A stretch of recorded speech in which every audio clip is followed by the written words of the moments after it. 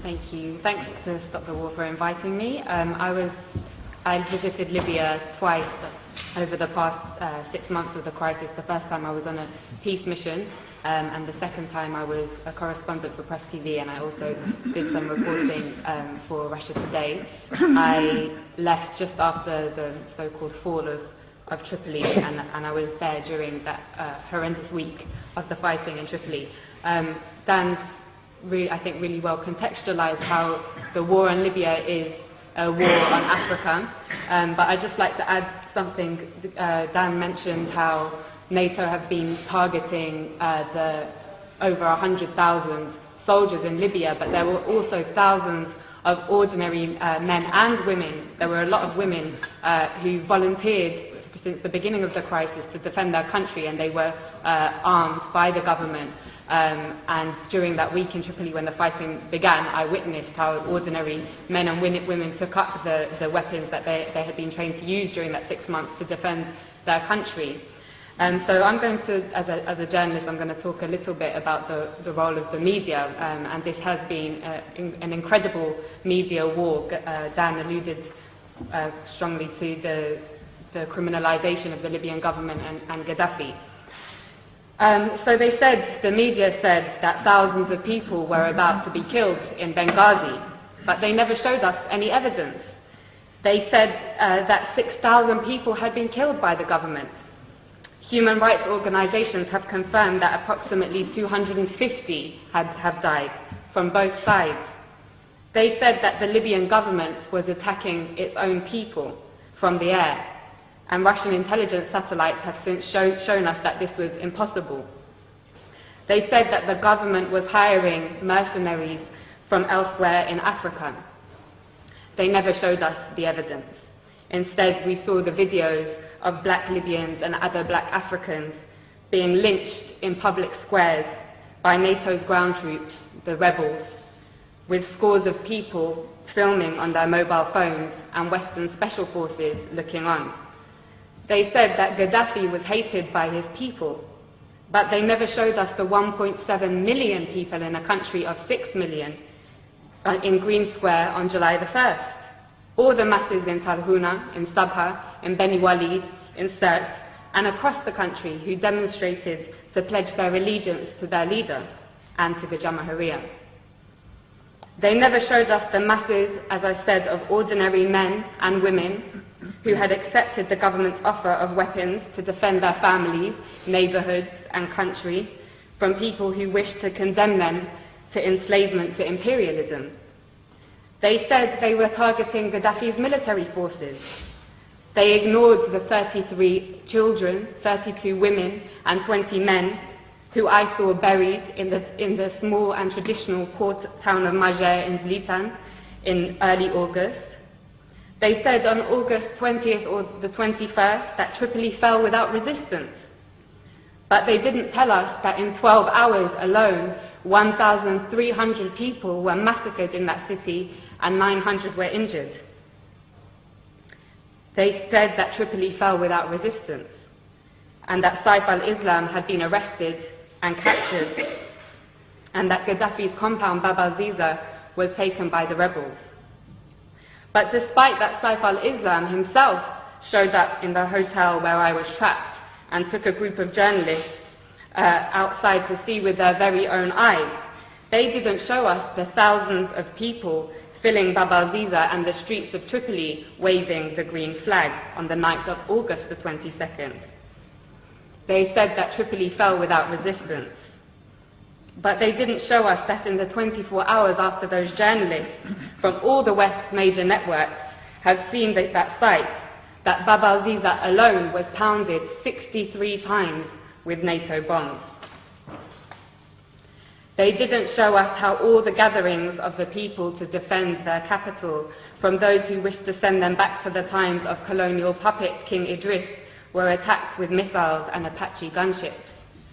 They didn't show us how the brave people of Abu Slim, the poorest area in Tripoli, and the staunchest area of support for Gaddafi, resisted for 5 days until on August 24th, NATO attacked anything that moved and piles of bodies lined the streets. They told us that the country was liberated. 6 weeks later, the rebels have conceded that they won't be able to move their headquarters to the capital.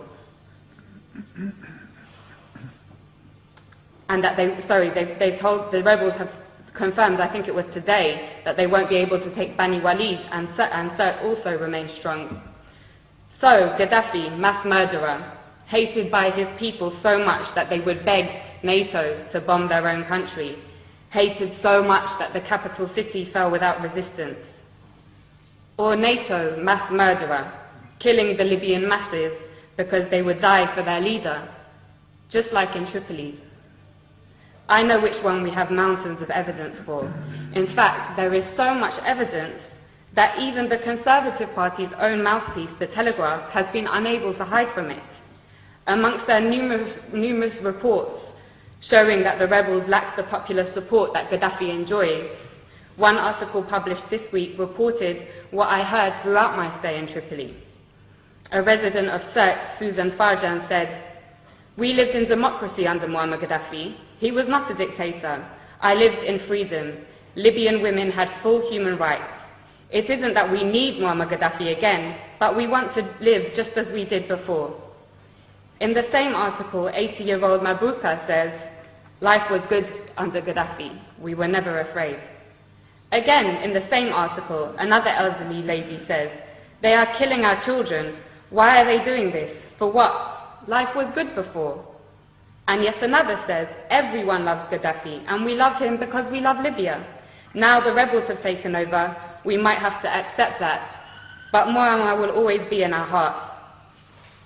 The spectacular U-turn of Al Jazeera, from being a somewhat critical voice of imperialism's wars of aggression in Iraq, Afghanistan, and Palestine, to being an open facilitator of the same aggression against Libya, Syria, and even now the progressive nations of Latin America, was perhaps the greatest propaganda trick I have seen in my lifetime.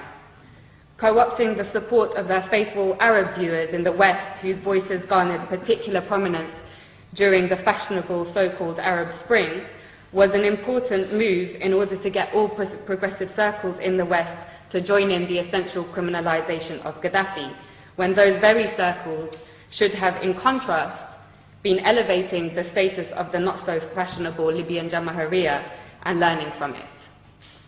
Now all cards are on the table.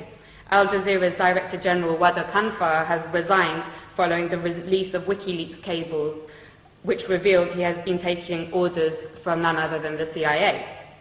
He has been replaced by a member of the Qatari royal family, which has been heavily engaged in the war against its fellow Arab brothers and sisters in Libya. But despite the role of Al Jazeera being clear as day now, it continues to get away with the same tricks of tugging on the liberal heartstrings of westernized audiences with its stories about how people in sovereign states of the global south's greatest tragedy is their lack of Western democracy, never mind that it has failed in the West. But despite Al Jazeera's interest in championing this ideology is obviously straightforward. It hosts the United States' largest military base in the Middle East, CENTCOM, and they are, of course, close friends. Leaving the Rixos Hotel, where I had been trapped for 5 days, was the most surreal and probably the worst day of my life. It was a bad day. The safe, secure, welcoming city, full of life and warmth that I had driven through days previously had transformed.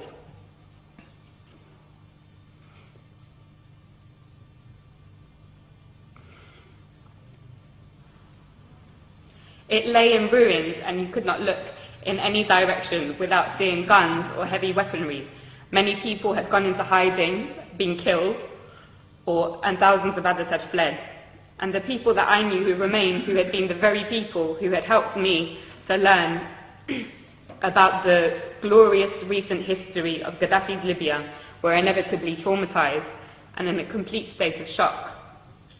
Libya reached a point, as Dan said, of having the highest standard of living in Africa, a high level of literacy, universal healthcare, and free university education, a high status for women, in society and the greatest degree of equality for the large black population in the whole of North Africa and the Middle East. Those 40 years of revolutionary achievements have now been reversed. And for what?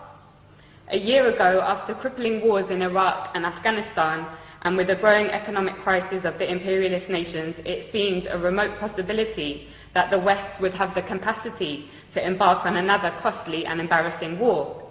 It seemed that the hegemony of the West was rapidly on its way out. But as Gaddafi's close brother Hugo Chavez said in his recent letter to the United Nations General Assembly, right now there is a very serious threat to global peace, he said. A new cycle of colonial wars which started in Libya with the sinister objective of refreshing the capitalist global system. End quote. He knows that his country will be targeted in that cycle, with the very same model that they used against Libya and are now using against Syria. In the absence of an effective anti-imperialist media that can challenge and preempt the tricks of imperialism through its global media, it is the role of all progressive people to champion the sovereign states of the global south, who, like Libya and Syria, are a thorn in the side of the West. Otherwise, they will be picked off one by one to add fuel to the dying fire of imperialism. And on that note, I want to end with my wholehearted thanks to the heroic Green Libyan resistance, which continues to amaze the world in their ability to stave off the world's most powerful military machine. As Gaddafi said, not only are they defending Libya, but also Syria, Iran, Algeria, the African continent, and the entire global south. Thank you.